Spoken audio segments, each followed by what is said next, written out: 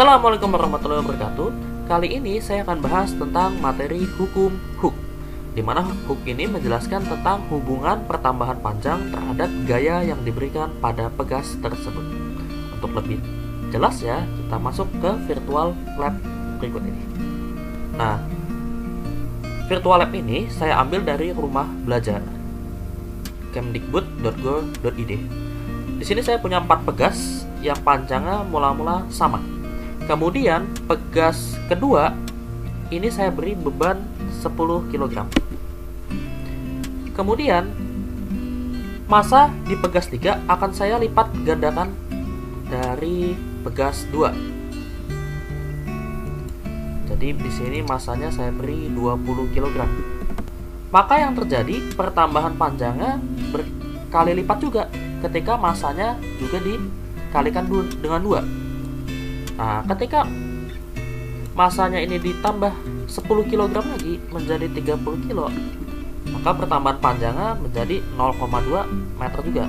Itu artinya dalam kasus ini setiap pertambahan massanya 10 kg, maka pertambahan panjangnya adalah 0,2 meter. Dapat dilihat pada panjang ini.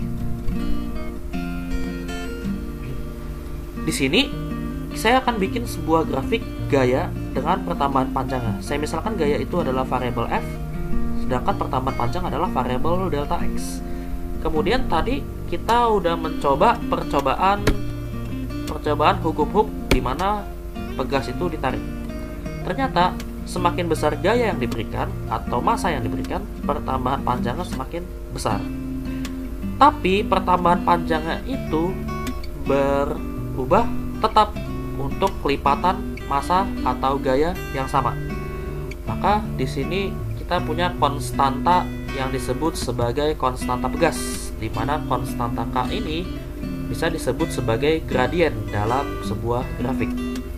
Nah, kalau gradien itu kan berarti M sama dengan delta Y per delta X. Kalau gradien untuk si pegas, kita bisa tuliskan tetapan pegasnya itu adalah K sama dengan F-nya ini disumbu Y, sedangkan X-nya ini ya disumbu X, delta X sebagai pertambahan panjang. Atau persamaan ini bisa saya sederhanakan lagi menjadi F sama dengan K dikali delta X, seperti itu. Bila pegas itu digantungi beban bermassa M seperti percobaan pada lab virtual, maka gaya ini bisa kita ganti menjadi gaya berat atau beban pada massa tersebut, di mana yang kita tahu bahwa gaya berat itu adalah massa dikali gravitasi. Jadi kalau misalnya pegasnya digantungi beban bermassa M, maka M-nya kamu kalikan dulu dengan gravitasi, maka ketemu F. Kita bisa mencari nilai tetapan pegas itu sendiri. Nah, ini adalah keterangannya, di mana F itu adalah gaya yang satuannya Newton, K itu adalah tetapan pegas, satuannya Newton per meter, delta X adalah pertambahan panjang dari pegas, satuannya meter, dan M adalah massa, satuannya adalah kilogram. Untuk selanjutnya, kita akan masuk ke perumusan energi potensial pegas, di mana setiap pegas bertambah panjang, dia selalu membutuhkan energi, ya, atau dia bisa melepaskan energi ketika gaya luar yang diberikan sudah tidak ada. Nah, berapa besar dari energi potensial pegas ini? Kita bisa lihat kurva garis merah ini. Di mana kurva garis merah ini, kalau kita lihat bahwa di bawah kurva ini dia akan membentuk luasan segitiga. Di mana luasan segitiga ini merupakan besar dari energi potensial pegas.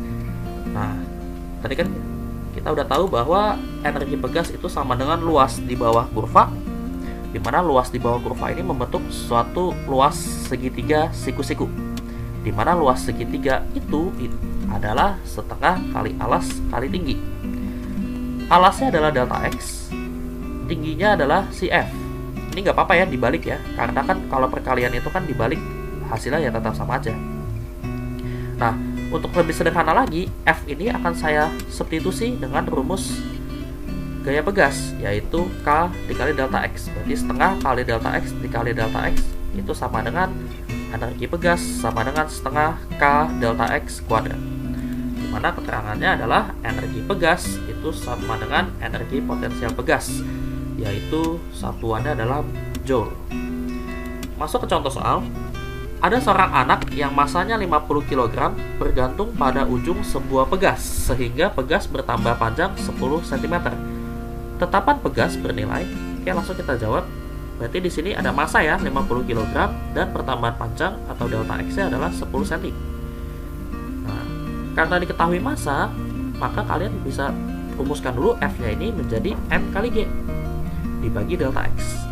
Masuk ke angkanya, M-nya 50, gravitasinya adalah 10 dibagi dengan 0,1 meter. Nah, jadi di sini 10 cm ini saya ubah ke satuan meter menjadi 0,1 meter. 50 kali 10 500, 500 dibagi 0,1 didapatlah 5000 Newton per meter. Untuk soal nomor 2 diberikan grafik dengan sumbu Y adalah F dan sumbu X adalah X. Nah, yang dicari adalah nilai dari konstanta pegas itu sendiri. Untuk yang B, dicari energi potensial pegas saat delta X sama dengan 0,02 meter. Oke, kita masuk aja untuk yang A. Yang dicari adalah K, maka K itu adalah F per delta X. Karena di grafik ini udah dalam Newton, maka F-nya tidak usah diubah ke M kali G dulu. Langsung aja kita masukkan 40 dibagi 0,08. Atau kita kali 100 atas bawah, berarti 40 kali 100 adalah 4000, 0,08 kali 100 adalah 8. Maka didapatkan 4000 bagi 8 adalah 500 Newton per meter. Untuk yang B, yang ditanya adalah energi potensial pegas saat delta X ya adalah 0,02 meter. Kita tahu tadi bahwa energi potensial pegas itu dirumuskan sebagai setengah dikali K dikali delta X kuadrat. Dimana K-nya udah dapat dari jawaban A, delta X ya itu kita ambil 0,02 meter seperti itu. Tinggal kita masukkan aja angkanya, setengah kali 500 dikali 0,02 pangkat 2, dimana 0,02 pangkat 2 adalah 4 per 10.000 dikali 250. Kita coret saja 250 dengan 1000, berarti dapatnya 4 per 40 atau 4 dibagi 40 itu adalah 0,1 joule. Oke, semoga bisa dipahami ya. Untuk latihan soalnya, silakan kalian coba sendiri. Komen berapa jawaban di kolom komentar. Terima kasih telah menyaksikan video ini. Like and share kalau kalian suka dengan video ini. Jangan lupa subscribe agar tidak ketinggalan video-video selanjutnya. Terima kasih. Wassalamualaikum warahmatullahi wabarakatuh.